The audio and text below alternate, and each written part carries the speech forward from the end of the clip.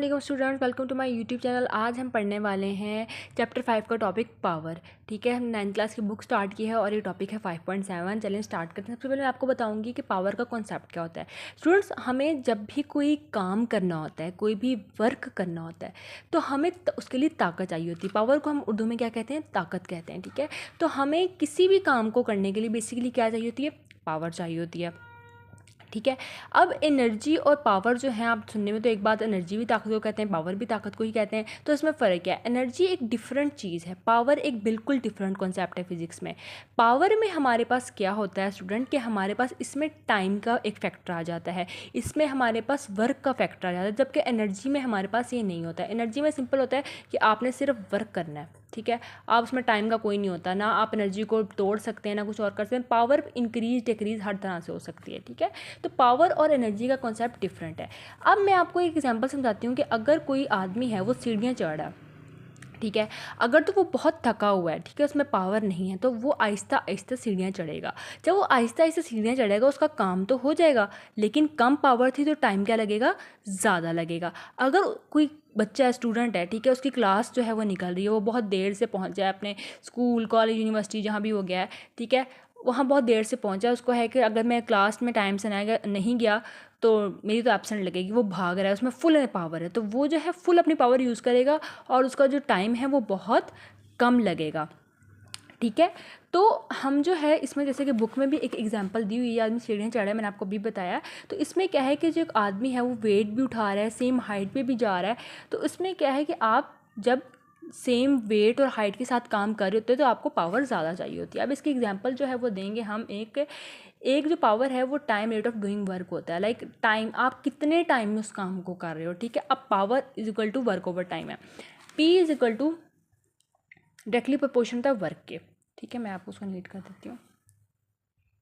ये हमारे पास directly proportion था वर्क है, जितना ज़्यादा पावर उतना ज़्यादा काम, और ये इन्वर्सली प्रोपोर्शन था टाइम के, जितना ज़्यादा टाइम उतनी कम पावर, जितनी ज़्यादा पावर उतना कम टाइम। ठीक है, इन्वर्स प्रोपोर्शन ये है और डायरेक्ट प्रोपोर्शन है। जब आप इसको लिखेंगे तो ये हो जाएगा power equal to work over time, right.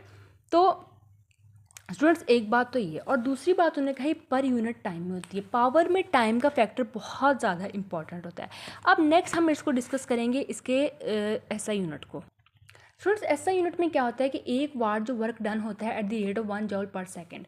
Simple, मैंने आपको लास्ट दफ़ा भी जब बताया था कि आपने जब भी एसआई यूनिट्स की डिफाइन करनी, तो जो डिफाइन होगी ना, जैसे कि टाइम है, इसमें आपने कितना टाइम के साथ कितना लगा देना है? 1 जॉल पर सेकेंड। ठीक है, टाइम की जगह आपने लिख देना है 1 जॉल पर सेकेंड। ठीक है, और वर्क कितना है? 1 वाट। ठीक है, अब यहाँ पे है कि as the time rate of doing work, work की जगह आपने लिख देना है 1 वाट वर्क, और टाइम रेट की जगह आपने क्या लिख देना है? 1 जॉल पर सेकेंड। ठीक है, अब यूनिट को कैलकुलेट कैसे करना है स्टूडेंट? अब हमारे पास है पावर, एसआई यूनिट में आपको लिख देती हूँ इधर। ठीक है, ये पावर है, वर्क ओवर हमारे पास था टाइम। ठीक है, पावर क्या हमारे पास होती है? 1 वाट पावर होती है। ठीक है, ये हमारे पास होता है 1 जॉल, वर्क जॉल होता है, आपको पहले भी बताया था। टाइम हमारे पास 1 सेकेंड, सेकेंड टाइम का ऐसा यूनिट सेकेंड होता है। ठीक है, तो 1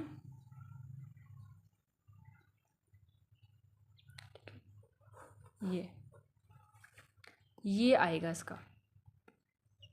ठीक है, अब अगर हम बिगर यूनिट्स की बात करें, जैसे कि 1 किलो वाट है, 10 की पावर 3 वाट आ जाएगा। 1 मेगा वाट 10 की पावर 6 आ जाएगा। टेबल था जो आपने पीछे याद किया था। अब यहाँ पे एक हॉर्स पावर का भी दिया हुआ है कि इंजीनियरिंग सिस्टम में जो है हॉर्स पावर ही बहुत ज़्यादा पावर होती है, 746 वाट। ठीक है, बहुत ज़्यादा एक्स्ट्रा पावर होती है। अब ये वाला एक टेबल है, इसको आपने करना है एमसीक्यूज़ के लिए। एमसीक्यूज़ में अक्सर ये आ जाता है, बहुत ज़्यादा नहीं पर अक्सर ये आ जाता है। नेक्स्ट टॉपिक हम डिस्कस करेंगे एफिशिएंसी क्या होती है। Student, efficiency of working system जो होती है ना, वो हमें बताती है कि एक एनर्जी जो है ना, वो कितनी ज़्यादा यूज़फुल फॉर्म में कन्वर्ट हो सकती है। एफिशिएंसी कहते हैं किसी काम के करने की एबिलिटी को। एफिशिएंसी में बताती है कि हम एनर्जी या पावर को कितने ज़्यादा 100% यूज़फुल कर सकते हैं। दुनिया में कोई भी चीज़ 100% एफिशिएंट नहीं है, इस बात को याद रखें।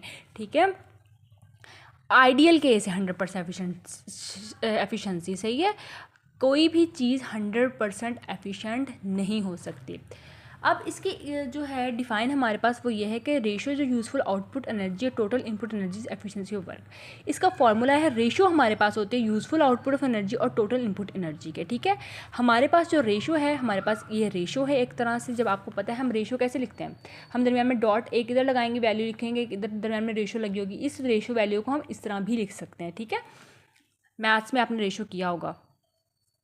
तो एफिशिएंसी का फॉर्मूला है ये, और इसको हम 100 के साथ मल्टीप्लाई कर लेते हैं। यूज़फुल आउटपुट एनर्जी है, टोटल इनपुट एनर्जी है। यूज़फुल जो हमें यूज़ हुई है, इसकी वजह से हमारा काम, हमने कोई मशीन चलाई है। ठीक है, अब मशीन जो है, या आप समझें आपने जो मोटर है, वाटर मोटर, जो पानी भरने वाली मोटर होती है, जो हम चलाते हैं, उससे पानी हमारे घरों में नलकों में आता है, वो वाली। अब वो मोटर आपने चलाई है, ठीक है, उससे पानी आ रहा है। अब उसका टोटल एनर्जी उसकी फॉर एग्जाम्पल 246 है। ठीक है, 246 है फॉर एग्जाम्पल, असल में 246 ना भी हो बेशक, और वो काम कितना कर रही है, 236। ठीक है, 236 वो एनर्जी लगा रही है पानी भरने में टैंकी के अंदर, और 10% एनर्जी जो है वो उसकी हीट। आप देखें जब मोटर बहुत ज़्यादा चलती है, आप उसको हाथ लगाएं तो वो गर्म हो जाती है। ठीक है, तो ये जो चीज़ है, ये एफिशिएंसी जो है उसमें माइनस हो जाती है। मतलब बाकी तो उसने काम कर लिया, लेकिन वो गर्म हुई, उसकी जो इंजन है वो थोड़ी देर स्लो डाउन हुआ, लाइक दिस। तो ये क्या हुआ, ये एफिशिएंसी होती है। ठीक है, इसको आप 100 के साथ परसेंटेज आपने मल्टीप्लाई करनी है, आप 100 के साथ मल्टीप्लाई कर देते हैं, और यह इस तरह हमारे पास एफिशिएंसी आ जाती है।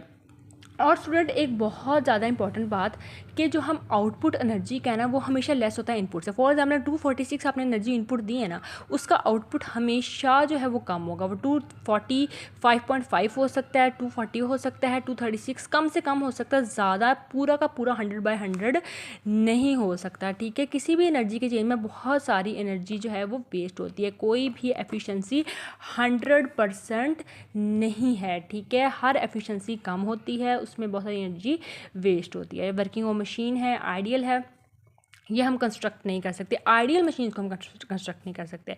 तो स्टूडेंट आज की वीडियो के लिए इतना ही। नेक्स्ट वीडियो में मैं आपको अगला टॉपिक करवाऊंगी, और मेरी कोशिश होगी कि मैं आपको सब एग्जांपल्स भी कवर करवा दूँ, ताकि सिलेबस जो है जल्दी कवर हो जाए हमारा बोर्ड एग्जाम से पहले।